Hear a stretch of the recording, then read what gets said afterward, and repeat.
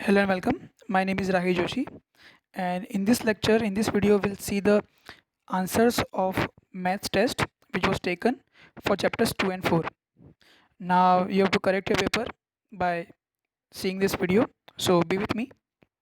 For question number 1, there were 10 questions. It was fill in the blanks. The right answers are in the order transversal, congruent, third वाले का congruent, fourth का supplementary, fifth का the symbol that you see of two vertical lines which are actually parallel. For 6 it is altitude, for 7th it is orthocenter, 8th का answer is obtuse, 9th का 2:1 and 10th का it is centroid. So I hope you know the answers now.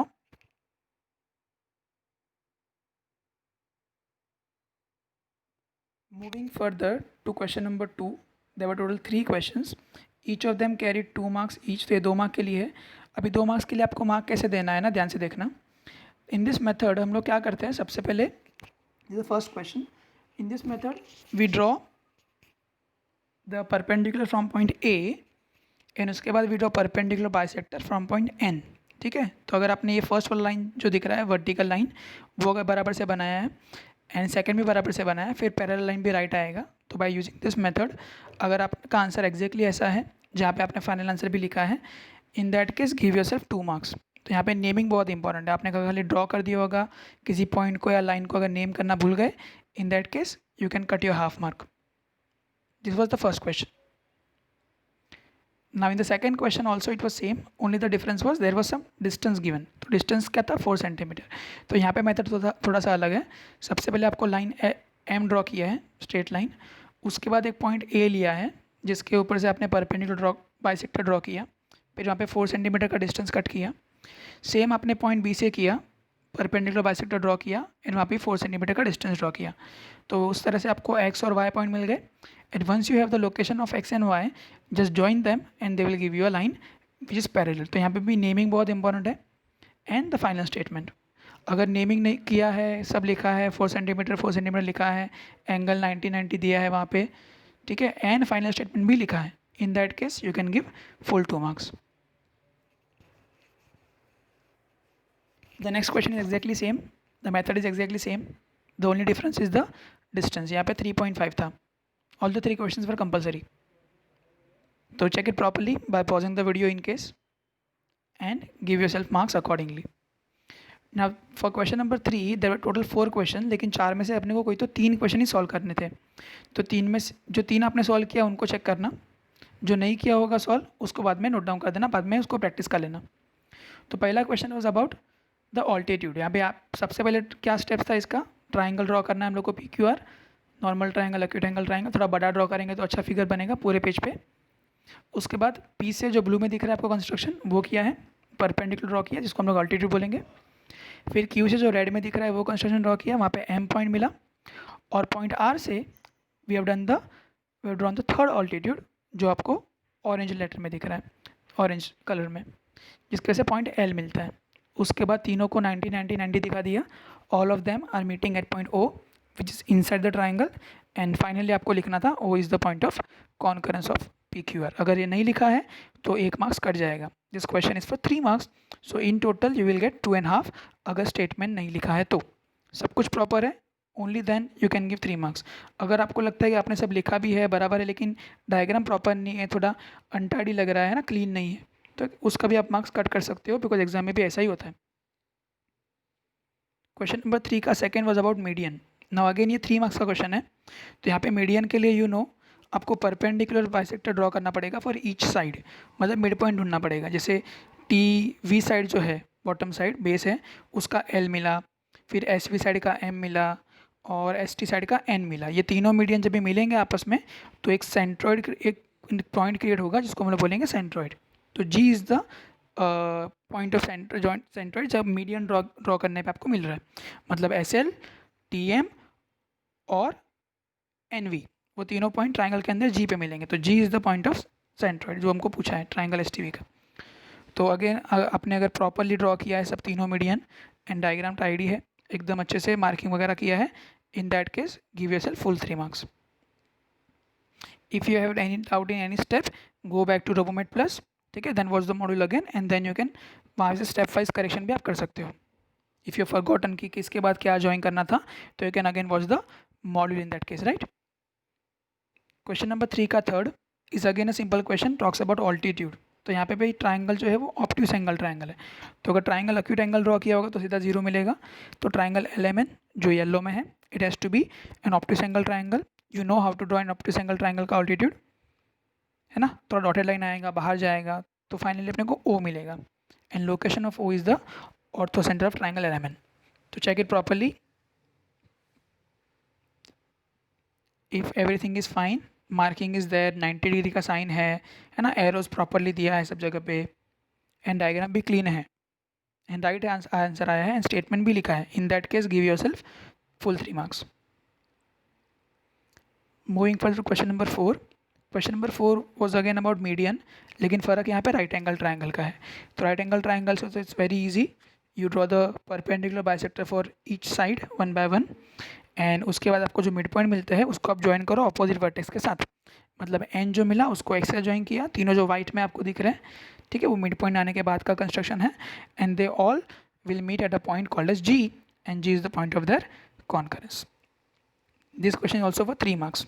अगर आपने starting के 3 किए हैं तो इसको नहीं लिखा होगा, बट इसको आप प्रैक्टिस कर देना बाद में, ठीक है.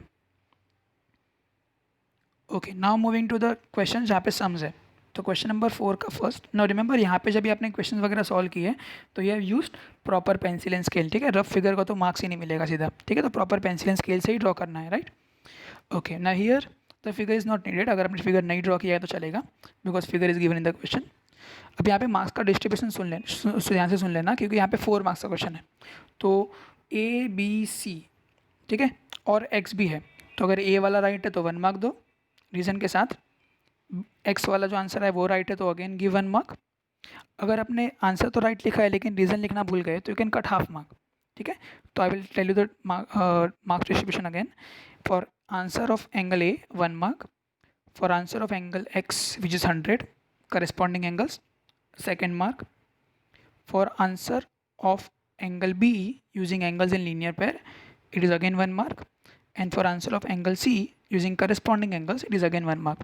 तो हर एक एंगल का right answer with the right steps and with the right reason will give you 1 mark for each angles. That's how it is 4 marks. Moving to second question of question number 4. Again this is for 4 marks. Now यहाँ पे जो first step लिखा है angle equal to 40 degree interior angles, interior alternate angles, इसका 1 mark है. फिर angle B लिखा है step number 4, angle B is equal to 30 degree interior angle theorem, इसका अगेन 1 मार्क है. फिर थर्ड स्टेप में जहाँ पे एंगल को ऐड किया है, मतलब लिखा है angle X is equal to measure of angle A plus measure of angle B, इस स्टेप का 1 मार्क है. एंड उनको ऐड करके फाइनली जो एंगल X इक्वल टू 70 लिखा है उसका 1 मार्क.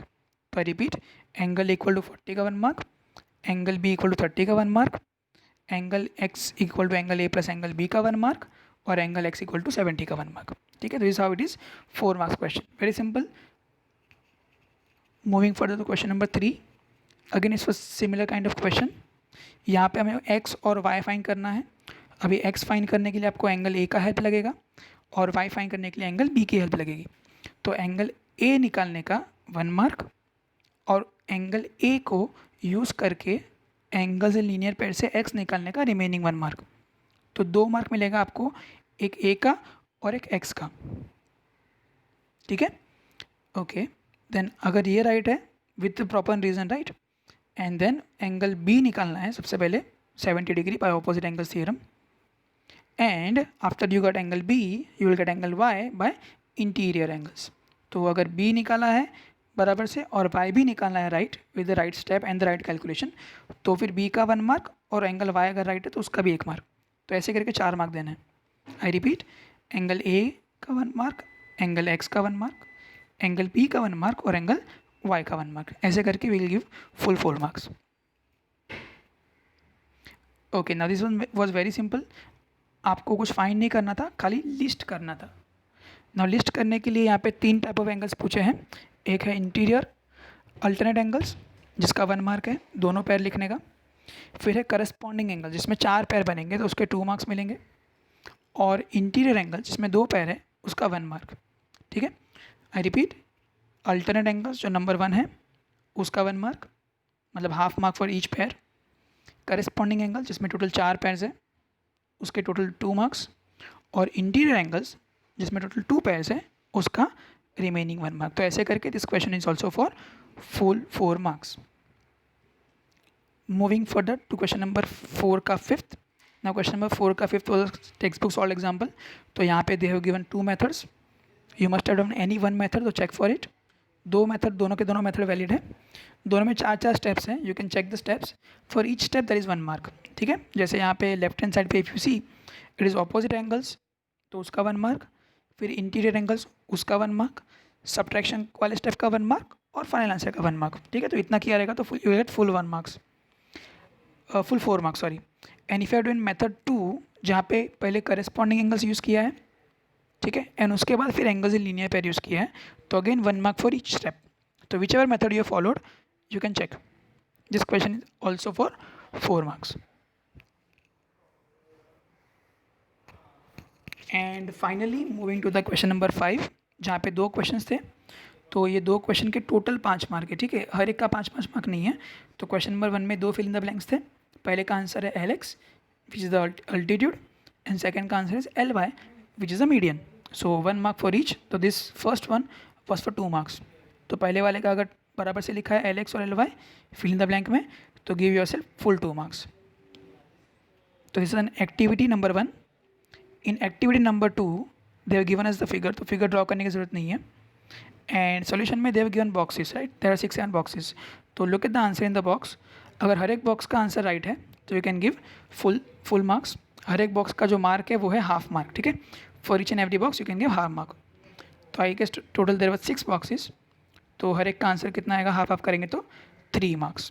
तो इसमें question number 2 is for 3 marks. Look at the values in the box. अगर आपने बराबर से लिखा है देन 180 आएगा 2-3 बार, फिर 30 है, 3x इक्वल टू 150 आएगा आंसर, माइनस करेंगे तो, and finally x equal to 150/3, and finally we get 50 degree. That's the answer. This was for 3 marks. So 3 marks and ऊपर के 2 मार्क्स मिला के question number 5 was for 5 marks. I hope you have corrected the paper, you have come to know your mistakes, and you will learn better. Thank you so much. Thank you. Take care everyone. Bye. Thank you so much.